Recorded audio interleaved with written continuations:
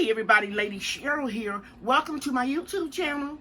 In this vlog, I'm going to be sharing with you what I've been doing during the week. And I'm also going to share with you how I planted basil as a companion plant to deter insects with my tomatoes in the new raised garden bed. And I'm going to share with you how I added another bench to put up all of my stuff in the garden so it could be neater.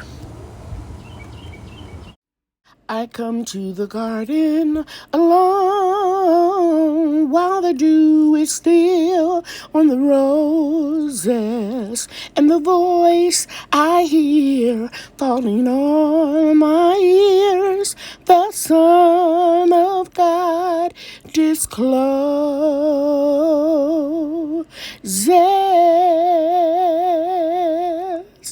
and he walks with me and he talks with me. Okay guys, this is my project for today.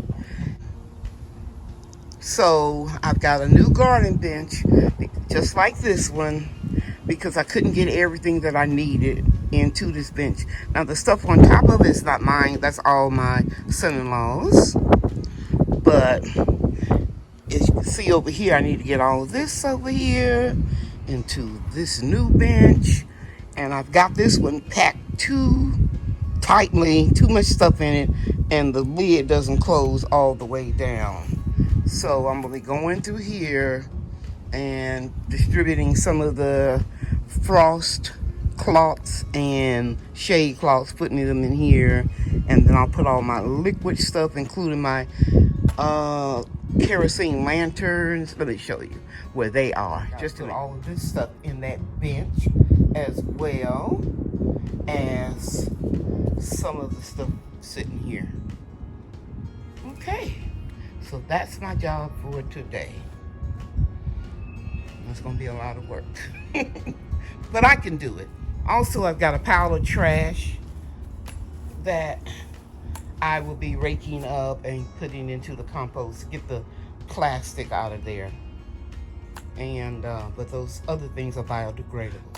I got everything put into that garden bed. I can tell it's a little bit unlevel because of the ground. This used to be her garden area in here, but I have two now Keter garden benches where I can store all my tools and everything in it. It's Friday morning, guys, and last night, Thursday night, we got a really good amount of rain, thunderstorm, and so the patio rug has been shifted, and you can see that planter right there leaning. So as I pulled this rug back, I saw this, and at first I thought it was a leaf, and then I looked at it again. It has a slimy feel to it. It's playing dead, but guys, that's a slug.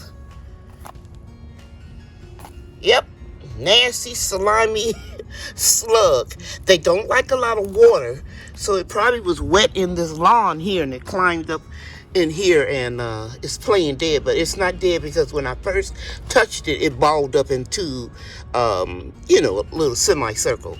But this slug is huge, and it's alive.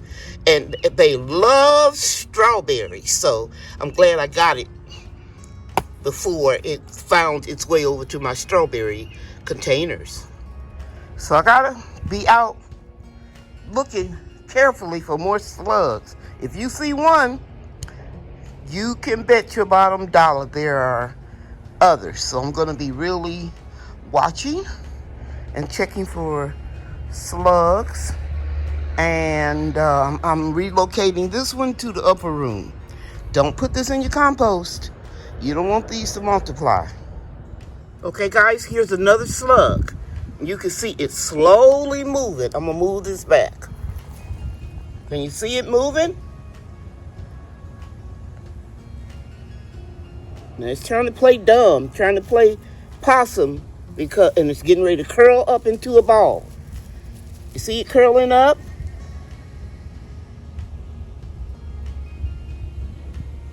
But it's a live slug. Ugh. I trained myself to pick them up. Oops, it's so slimy. But I will be locating this one. See how Gosh almighty. It's curling up into a little ball. A half semicircle. But trust me, it is alive. So I'm going to ask my son-in-law if it's okay for me to treat his lawn for slugs. There we go. You get located to the upper room too. Ugh.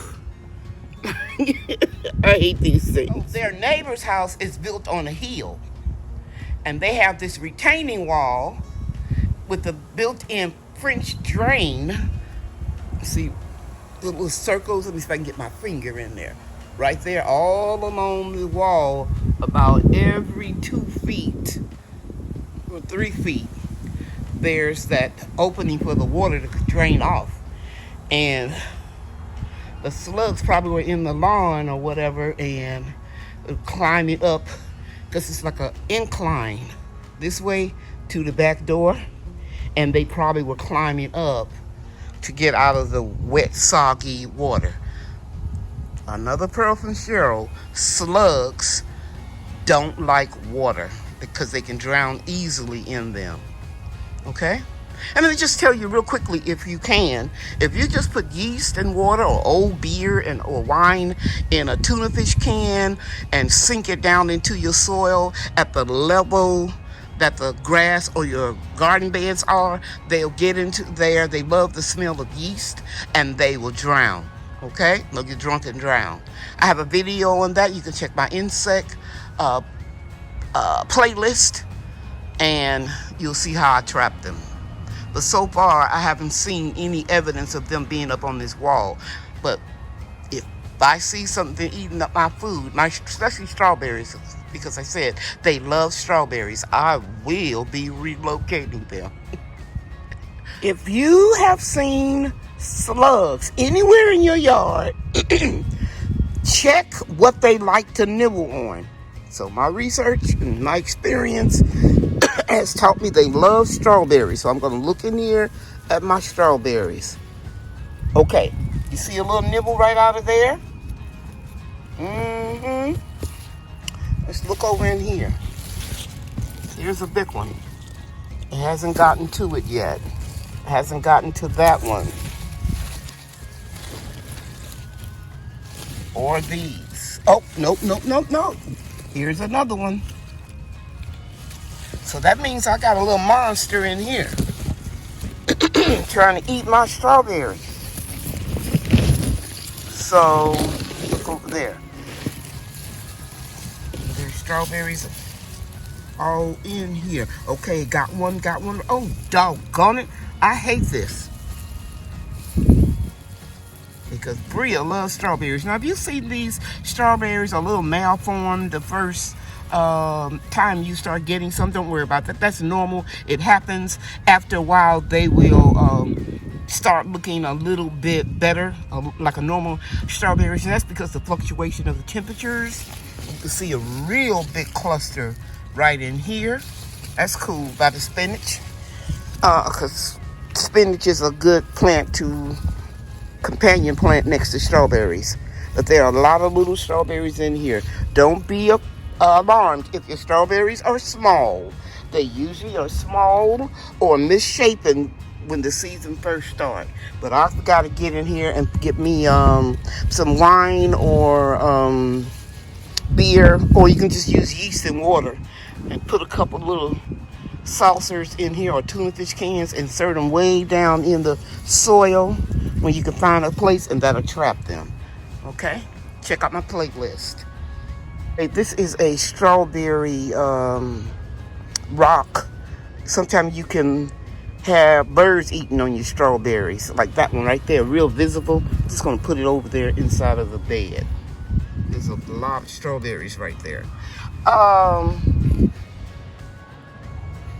Let's go check on my next, my other strawberry bed. This is my newest strawberry bed. You guys saw me plant this little planter with the crowns about a week or so ago. And this is where I like to put my little rocks that I got off of eBay years and years ago.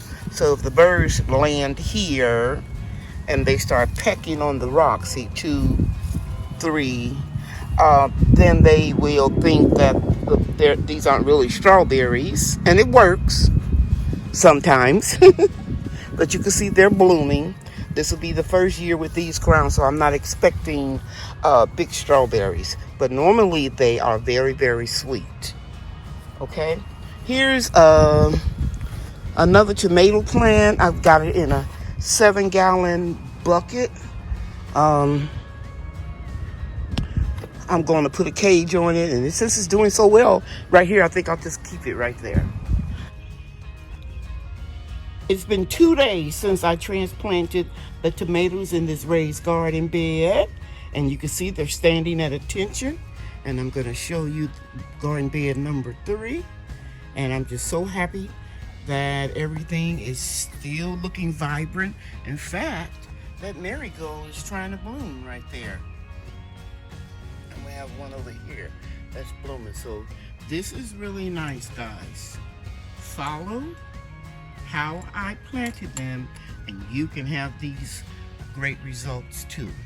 Remember, these seeds were sown during the winter in my DIY greenhouses that I made out of shoe boxes, and you can always go and check that video out.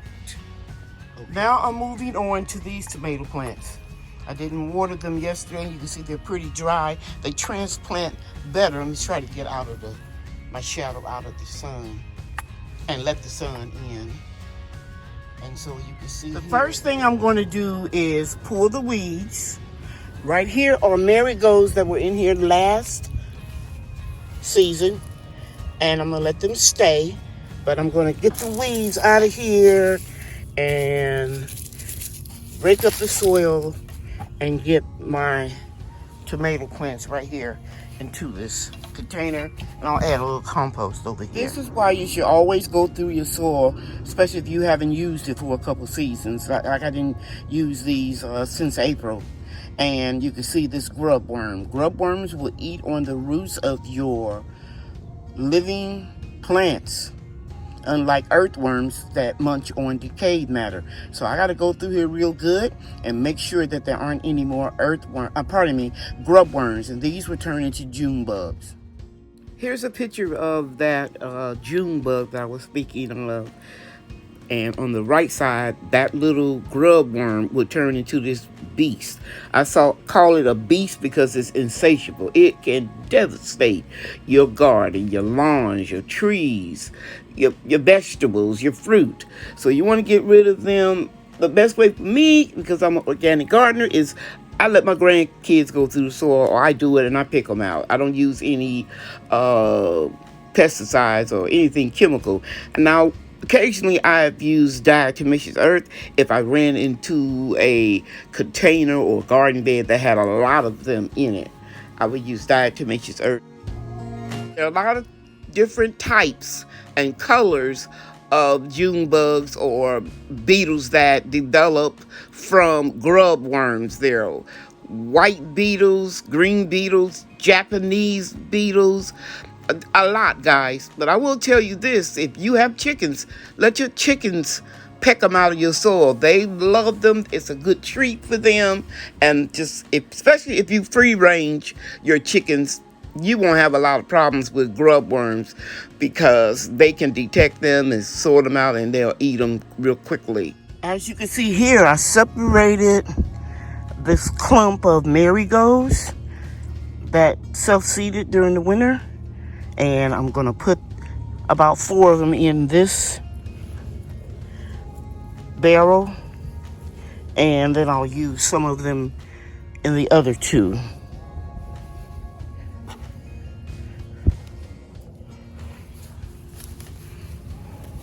Also, at a later date, maybe tomorrow, I'll come back and sprinkle some basil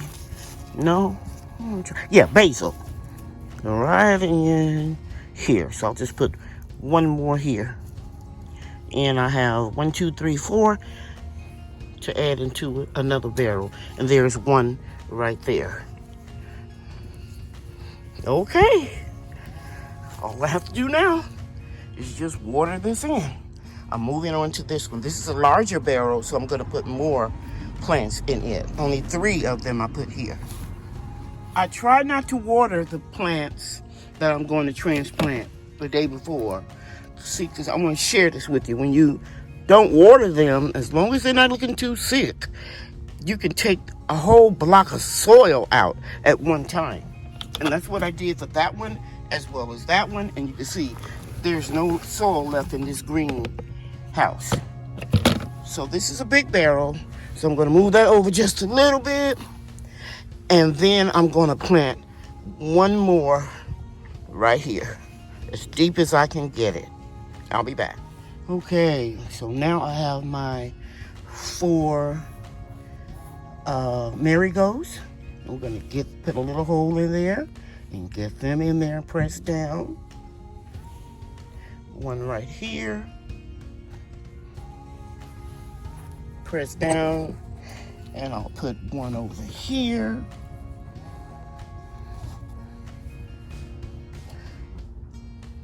Press down. And I'll put one right here. And I'm gonna try my best to get a more mature marigold and put it right here in the center. But this is cool for now. This is one more, can you see that? Yeah, one more barrel planted. I've got one more to go. And over here, and then I'll show you another area when I'm planting tomatoes. Yes, my family likes tomatoes, and I get a kick out of preserving them and giving them away. Let me just show you real quickly in this container here, which is a golden delicious apple from Stark Brothers. I have some more marigolds that self-seeded. I'm just gonna prick some of them out and use them over there in that container. Okay, I'll be back. I have 3 tomatoes seedlings in here. Actually, it's 4. These 2 were too close together. I decided to just let them grow as twins. So technically, it's 4 tomatoes in here. And then here are the little self-seeded marigolds. Just gently breaking them apart. Be careful and do it really, really gentle. Just putting my finger down there, making a hole, pressing down. Just move that wood chip out of the way. Just put one here in the center, make it a hole, pressing down so we don't have air pockets and root rot. And then I'm gonna take a nice one. And here was a good one. We'll put it right here. Press down. Need one in the back.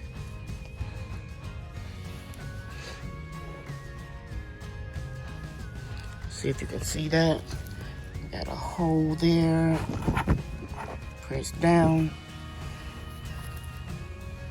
And I'll just go ahead and put these in here if it gets too crowded. See the seed right here, guys? This was the flower right here. So some of these may still germinate. So I'm just gonna put a hole right here, get it in there, press down, and I'm just gonna put all of these anywhere. Like I said, if it gets too crowded, I can always remove. Those are seeds, so let's just put them in here. Oh, shoot. Okay. I guess I'll put this here. And now all we're gonna do is water in. Okay. 1, 2, 3 more containers of tomatoes. I still have 4 more plants, and I'm gonna put them in a new garden bed that was given to me. I'll share that in another video. It's the next day. It's been 24 hours since I transplanted these wimpy tomatoes, and as you can see, they're standing up at attention. And let's go in closer so you can see the marigold tiny seedlings I strategically placed in here surrounding the tomato plants, and a more mature one right here in the center that's getting ready to bloom. And we have some more little seedlings over here.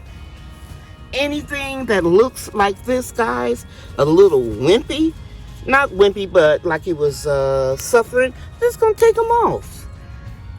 You just take them off. Don't be afraid, because tomato plants have the ability to grow roots all the way along the stem. Okay? And that's why I leave some room in each planter so that I can add more soil and mound it around the tomatoes. I'm going to grow tomatoes, 3 plants. I'm gonna plant them horizontal because the garden bed is not real high, but it has a trellis. And what I'm going to do is just try to train. I'm not gonna try, I know I can do it. I'm going to attach the tomato branches all the way up this trellis. So I'm gonna start off by filling it with some compost. 2 days ago, after I filled this bed up with the trellis attached to it with old potting mix and compost, I put 3 tomato plants in here, and as I stated, I'm going to train them to go up the trellis. I may have to put a cage, 1, 2 maybe, right there in the front. And I have 1 more tomato plant that I'm gonna go over to my investment property and find a container to put that one in and give it to somebody. And right in here, I'm going to put basil seeds. Okay? So I'm gonna rake up the soil, go get my seeds. Thank God I brought them downstairs, because I hate going up the long steps to go upstairs in my daughter's and son-in-law's house. And I'm going to plant some basil seeds right in here. And they will also detract insects. I'm using one of the garden tools that came with this garden bed. And I'm just gonna lightly rake up the soil a little bit. And I'm gonna plant me some basil seeds. And here are my basil seeds. I got them from Baker Creek when they were 40% off last year. And I'm just gonna sprinkle a few seeds in here and then cover it up. I don't need to show you that because the seeds are real small and you don't really have to have a lot of soil on them. Sprinkle, cover a little bit, that's it. It rained good yesterday.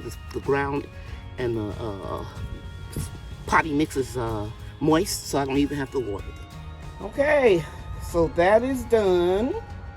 And I'll be bringing you back in a week or so and let you see how nicely those tomato plants have acclimated to their new growing spot.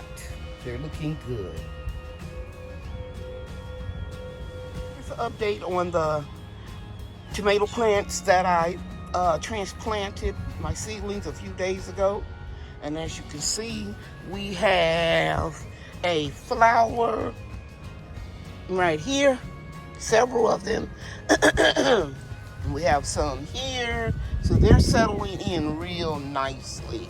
And then I'll show you my row of tomatoes closer to the house next. This is the first garden bed that I planted tomatoes in and rosemary, and they're looking good. For those of you who are wondering why I didn't add any type of organic fertilizer, I knew I didn't have to because I always water my garden beds, even if nothing is in them during the off season. So I knew I had a lot of good comfrey tea in here and compost tea, and I didn't grow anything in here. And you can see that the marigolds are blooming.